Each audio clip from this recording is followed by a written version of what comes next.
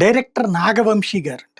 నేను ఇందాకనే video clip చూసాను. ఆయనది టీవీలో ప్లే అవుతున్నప్పుడు. ఏదో సినిమా ఫంక్షన్‌లో పార్టిసిపేట్ చేసినప్పుడు ఆహ్, ఆడిని రాబిన్ హుడ్‌ని చేస్తున్నారు 'ఐబొమ్మ రవిని.' ప్రజల ఆలోచన తీరు మారాలి. తర్వాత అదేది సినిమాల చూసే తీరులో మార్పు రావాలి. అప్పట్లో అట్లా అద్భుతంగా ఉండేది అని చెప్తున్నారు. First with due respect Nagavamsi గారు, నేను దూషించట్లేదు, మిమ్మల్ని ద్వేషించట్లేదు. అప్‌డేట్ అయి తీరాలి. మా తాతల హయాంలో పంచెలు గట్టుకు తిరిగేవాళ్ళు. మా నాన్న హయాంలో లుంగీ గట్టుకు తిరిగారు.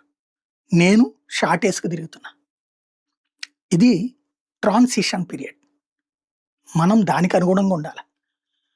మా నాన్న, మా తాతల హయాంలో వచ్చిన 'ఎన్టీ రామారావు', 'అక్కినేని నాగేశ్వరరావు' సినిమాలు, ముఖ కవళికలు, ఆ బ్లాక్ అండ్ వైట్ నుంచి మా వయసులోకొచ్చేటప్పటికి వచ్చినటువంటి 'కృష్ణ' గారి 70 ఎంఎం స్టీరియోఫోనిక్కు ఇట్లాంటివి గొప్పగా అనిపించినాయి. ఇప్పుడు అదేందో డాల్బీ మ్యూజిక్కు రకరకాల పేర్లు చెప్తున్నారు. అప్పట్లో పాటలు నోటితో పాడుకునేవాళ్ళం మేము. అప్పట్లో పాటలు యంగ్‌స్టర్స్‌గా మేము పాడుకునేవాళ్ళం. 'వాహా వా నీ యవ్వనం' లాంటి పాటలు పాడుకునేవాళ్ళం. సరదాగా హమ్ చేసుకునేవాళ్ళం.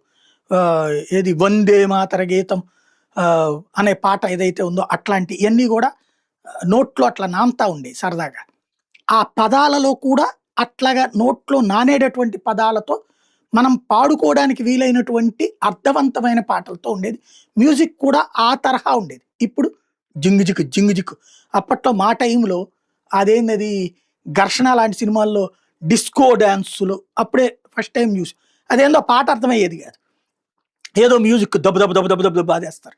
ఇప్పుడు ఆ దబదబ బాదుడి మధ్యన హీరో, హీరోయిన్ చివరికి ఎక్కడెవరిని బాదుకుంటున్నారో కూడా తెలీదు. నడిచిపోతుంది. బట్ ఇవాళ ఉన్న యూత్‌కి అదే ఇష్టం. కాబట్టి ట్రాన్సిషన్ పీరియడ్‌లో సినిమా అప్‌డేటెడ్ టాలెంట్ ఇవాళ ఓటీటీ ప్లాట్‌ఫారాలు వచ్చిన తర్వాత ఫెయిల్ అవుతోంది మీరు. ఇక్కడ 3 ప్లాట్‌ఫారాలు ఓటీటీ, టీవీ, సినిమా. ఈ మూడిటిని సృష్టించుకుంది మీరే. ఫిల్మ్ ఇండస్ట్రీనే. ప్రేక్షకుడిని బలవంతం చేస్తుంది. ఒకటే గుర్తుపెట్టుకోండి. నేనిది ఎవ్వరి మీద ద్వేషంతో చెప్పట్లా, దూషణతో చెప్పట్లేదు. ప్రింట్ మీడియా ఒకప్పుడు విపరీతమైన గౌరవం పొందింది. విశ్వసనీయత చచ్చాక ఇవాళ ప్రింట్ మీడియాలో అరడజను పేపర్లు చచ్చిపోయినాయి. 3 పేపర్లు మాత్రమే నడుస్తున్నాయి. అది కూడా రాజకీయాలతోనే. అట్లాగే టీవీ ఛానళ్ళు. ప్రింట్ మీడియా ఫెయిల్ అయినప్పుడు టీవీ ఛానళ్ళ వైపుకొచ్చారు. ఇప్పుడు ఆ టీవీ ఛానళ్ళది పేరు చెప్పగానే ఏ పార్టీనో చెప్తున్నారు. దెన్ పబ్లిక్ అర్థమైపోతుంది. అట్లాగే సినిమా అనేటటువంటిది కథ ఒకటే ఉంటుంది. రకరకాల మోడల్‌లో ట్రీట్ చేస్తారు. ఆ ట్రీట్‌మెంట్ నా కళ్ళకి ఇంపుగా ఉండాలి. నేనిప్పుడు ఓటీటీ ప్లాట్‌ఫారాల్లో మలయాళం డబ్బింగ్ సినిమాలు అనేకం చూసా. ఇదివరకు మలయాళం డబ్బింగ్ సినిమాలంటే ఆవిడెవరో ఆహ్, కామేశ్వరినో ఏదో బూత్ పాటల టైప్‌లో నటించే ఆవిడేదో ఉండేది. అట్టాంటి రోజుల్లో చూడలేదు నేను. ఇవాళ చూస్తున్నా. ఎందుకంటే టచింగ్ పాయింట్ చేస్తున్నారు. నేను చూస్తున్నానని మిగతా ప్రేక్షకుడు చూడడు. ఇవాళ ఉన్న యూత్‌కి అది నచ్చదు. అదే సందర్భంలో మీరు సినిమా థియేటరు మీరన్నారు. ఆ సినిమా థియేటర్‌లకి రావడం తగ్గిపోతే ఎట్లాగా ఇయన్నీ గూడా మాట్లాడుకొస్తున్నారు. నేను ఆ రోజున మీరు చెప్తున్నటువంటి ఖర్చుకి, ఈ రోజు ఖర్చుకి చాలా తేడా ఉంది. వెంటనే సంపాదన లేదు.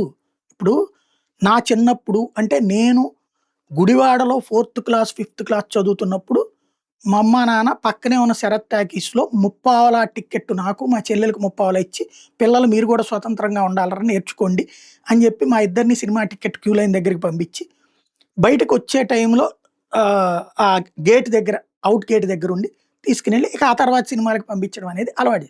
ముప్పావలా ఆ రోజున. ఆ రోజున మా నాన్న సంపాదన రూ. 350. తర్వాత నేను నా డిగ్రీ టైంకి రూపాయి పావలా టికెట్. డిగ్రీ టైంకి. అంటే ఫోర్త్ దగ్గర నుంచి డిగ్రీ ఎంత ఉంటుందో చూడండి. రూపాయి పావలా, రూపాయిన్నర. అప్పటికి మా నాన్న సంపాదన రూ. 1000. నా డిగ్రీ పూర్తయ్యే టైంకి రూపాయిన్నర సినిమా టికెట్. అప్పుడు మా నాన్న సంపాదన రూ. 1200. ఈ లెక్కను చూసుకున్నప్పుడు ఎంత పెరిగింది, మా సంపాదన ఎంత పెరిగింది, నా టికెట్ రేటు అదే రేంజ్‌లో ఉంది. బట్ ఇప్పుడు ఎట్లా ఉంది?